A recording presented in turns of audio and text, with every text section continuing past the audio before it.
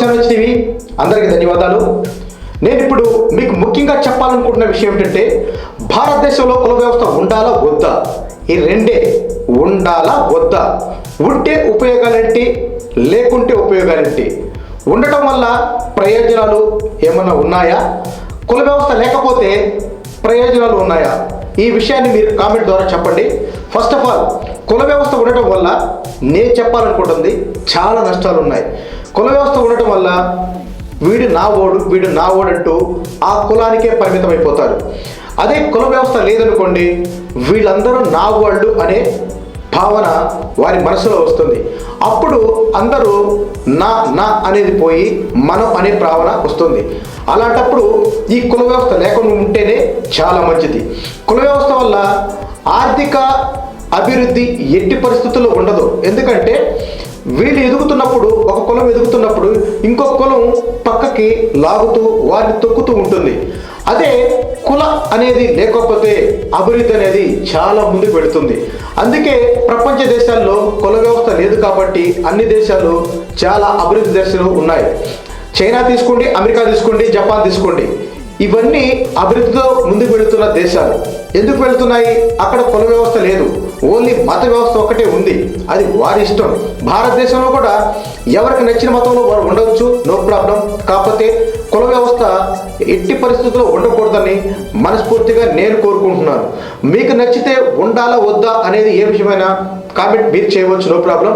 కుల వ్యవస్థ వల్ల అనేక ప్రాబ్లమ్స్, అనేక విధాలుగా దేశ అభివృద్ధి జరగట్లేదు.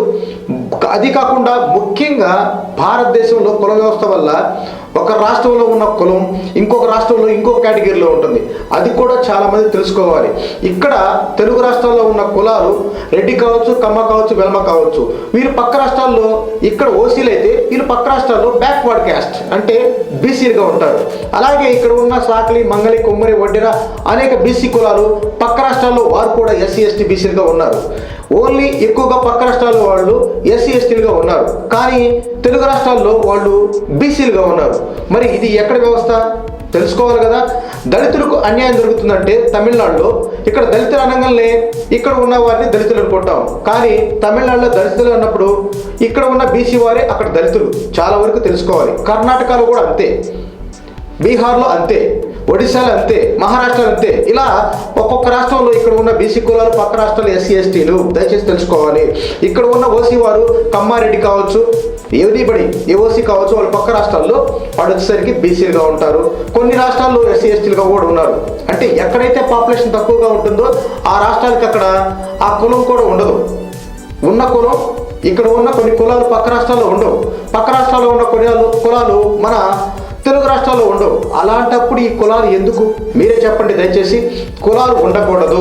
ఓన్లీ ఉంటే ఎవరి రిలీజన్ వాళ్ళది, ఎవరి మతం వారిది. దాంట్లో మీరు ఎలా నచ్చితే అలా విధంగా మీరు ఉండొచ్చు, మీ మతాల్లో మీరు ఉండొచ్చు, దానికి అభ్యంతరం లేదు. కానీ కుల వ్యవస్థ మాత్రం ఉండకూడదు. ఈ ఎస్సీ, ఎస్టీ, బీసీ కూడా మన భారత రాజ్యాంగంలో 1950 నుంచి 1960 ఇచ్చారు. అంతవరకే అమలు చేయాల్సిన ఈ రిజర్వేషన్లను పొడిగించుకుంటూ పోతూ ఇప్పటికి 78 సంవత్సరాలు, 2030 కల్లా 80 సంవత్సరాలు అవుతుంది. కానీ ఇంకా వీటిని రిజర్వేషన్ కొనసాగిస్తూ ఉన్నారు. కానీ వాటి వల్ల ఉపయోగాలు ఏం లేవు. ఎందుకంటే అన్ని ప్రైవేటీకరణ అవుతున్నాయి కాబట్టి మీరు ఇదంతా గమనించి రిజర్వేషన్ ఉండాలా వద్దా అవి తీసేయాలి. అలాగే కులాలు ఉండాలా వద్దా అవి తీసేయాలి. అప్పుడు అందరు జనరల్గా ఉంటారు కాబట్టి ఎలాంటి ప్రాబ్లమ్స్ ఉండవు. దేశం చాలా ముందుకు సాగుతుంది, అభివృద్ధి చెందుతుంది. ఎవరు మతం కూడా మారరు. ఎందుకంటే కులం లేనప్పుడు మతం మారాల్సిన అవసరం ఎవరికై ఉంటుంది? వారికి నచ్చిన మతంలో వారు ఉంటారు. ఇక్కడ కులం వల్లే వాళ్ళంతా మతం మారుతున్నారని అందరికీ తెలుసు. దయచేసి ఇది అందరూ గమనించవలసిన మనస్ఫూర్తిగా కోరుకుంటూ సెలవు తీసుకుంటున్నాను. నేను మీ 7 Hills. Thank you very much.